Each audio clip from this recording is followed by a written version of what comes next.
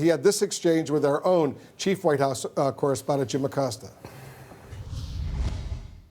Miles away. That's not an invasion. Honestly, I think you should let me run the country. You run CNN. All right. And if you did it well, your ratings would be much better. If I may ask one other question, Mr. President, if I may ask one other question, are you worried? That's enough. That's enough. Mr. President, I was going to ask one of the other folks. That's enough. Pardon me, ma'am.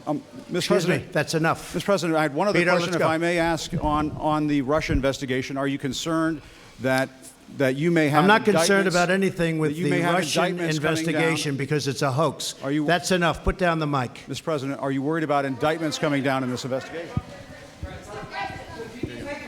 Mr. President. I'll tell you what, CNN should be ashamed of itself having you working for them. You are a rude, terrible person. You shouldn't be. I'll tell you what, CNN should be ashamed of itself having you working for them. You are a rude, terrible person. You shouldn't be working for CNN. Go ahead. I think that's unfair. You're a very rude person. The way you treat Sarah Huckabee is horrible. And the way you treat other people are horrible. You shouldn't treat people that way. Go ahead. President Trump did something that I've never seen an American president do, which is go on a personal rant against you for the questions you were attempting to ask. Well, Jake, when they go low, we keep doing our jobs. I mean, that's the way I look at it. And, you know, I had a question to ask, and if we had played the tape a little bit before that exchange, you would have seen the question that I was asking, which was essentially about this lie that he told before the midterm elections, that this caravan of migrants moving from Central America to the U.S. border with Mexico is somehow an invasion, when it's not. They're still hundreds of miles away, and they pose nothing of a threat to the United States. But the president used that language, obviously, as we've talked about so many times, to galvanize his base. I wanted to challenge you on one of the statements that you made in the tail end of the campaign in the midterms. Here we go. If you don't mind, Mr. President, that this caravan was an invasion. As you know, Mr. President, I consider it to be an invasion. As you know, Mr. President, the caravan was not an invasion. It's a group of migrants moving up from Central America towards the border with the U.S. Thank you for telling me that. Why did you characterize it as such? Because I consider it an invasion. You and I have a difference of opinion. But do you think that you demonized immigrants in this election to try to keep? I want them to come into the country, but they have to come in legally. You know, they have to come in, Jim, through a process. I want it to be a process, and I want people to come in, and we need the people. Your campaign. Wait. You know why we need the people, don't you? Because we have hundreds of companies moving in. We need the people. Your campaign had an ad showing migrants climbing over walls and so on. That's true. But they weren't actors. They're not going to be doing that. They weren't actors. Well, no, it's true. Do you think they were actors? They weren't actors. They didn't come from Hollywood. Right. These were people. This was an actual, it happened a few days ago. And they're hundreds of miles away, though. They're hundreds and hundreds of miles away. That's not an invasion. Honestly, I think you should let me run the country. You run CNN. All right. And if you did it well, your ratings would be much better. If I may ask one other question, Mr. President, if I may ask one other question, are you worried? That's enough. That's enough. Mr. President, I was going to ask one of the other folks. That's enough. Pardon me, ma'am. Mr. President, that's enough. Mr. President, I had one other question, if I may ask, on the Russia investigation. Are you concerned that you may have? I'm not concerned about anything with the Russian investigation because it's a hoax. That's enough. Put down the mic. Mr. President, are you worried about indictments coming down in this investigation?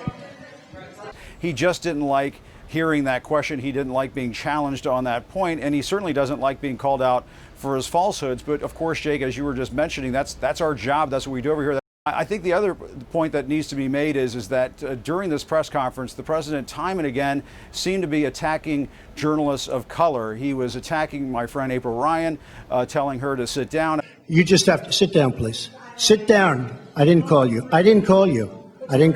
I'll give you voter suppression. Take a look at the CNN polls, how inaccurate they were. That's called voter suppression. Go ahead, please. Thank you, Mr. President. I'm not responding. I'm responding to. Excuse me. I'm not responding to you. I'm talking to this gentleman. Will you please sit down? Excuse me. Would you please sit down? Please go ahead. Thank you, Mr. President. Now that the House of Representatives very hostile. It's such a hostile media. It's so sad. You asked me about. No, you rudely interrupted him. Go ahead. He was all fired up for 2020, he sounded, I thought, very depressed, very despondent, almost defeated in the way he was talking about these election results. And I think that's probably why you saw things spiral out of control. This election marks the largest Senate gains for a president's party in a first midterm election since at least President Kennedy's in 1962. You're a man who likes to win, but last night was not an absolute victory for you. I'll be honest. I thought it was a very close to complete victory. When you look at it from the standpoint of negotiation, when you look at it from the standpoint of deal making, because it's all about deal making, again, if we had the majority and we had 1 or 2 or 3 votes to play with, we would have been at a standstill. I really believe that we have a chance to get along very well with the Democrats. And if that's the case, we can do a tremendous amount of legislation and get it approved by both parties. The president, not once, not twice, but 3 times, said an African-American reporter's question, legitimate question, about his use of the word nationalist or nationalism and his embracing of that concept, that questioning that is racist. I don't even know where to start with that. It makes no sense at all. Should we keep this going for a little while? Yes, I think you should keep this You know going. what? When you get bored, would you please tell me? Seriously. Tell me. You're never bored. I don't want to, hopefully not. I don't want to overstay, but yes, please go ahead. Hi, Mr. President. Yami Shelsunder with PBS NewsHour. On the campaign trail, you called yourself a nationalist. Some people saw that as emboldening white nationalists. Now people are also I don't know saying why you'd that say the that. president. It's such a racist There are question. some people that say that now the Republican Party is seen as supporting white nationalists Oh, I because of don't your believe rhetoric. that. I don't What do you believe make of that? I don't believe. I don't know. Why do I have my highest poll numbers ever with African Americans? Why do I have among the highest poll numbers with African Americans? I mean, why do I have my highest poll numbers? That's such a racist question. Honestly, I mean, I know you have it written down and you're going to tell me. Let me tell you, it's a racist question. And Mr. President, I love it. You know what the word is? I love our country. I do. You have nationalists, you have globalists. I also love the world. And I don't mind helping the world, but we have to straighten out our country first. We have a lot of problems. And Excuse me. But to say that, what you said, is so insulting to me. It's a very terrible thing that you said. And Ms. Also new in the last weeks of the campaign where he escalated a legitimate debate about border security, a legitimate debate about illegal immigration into race baiting and fear-mongering.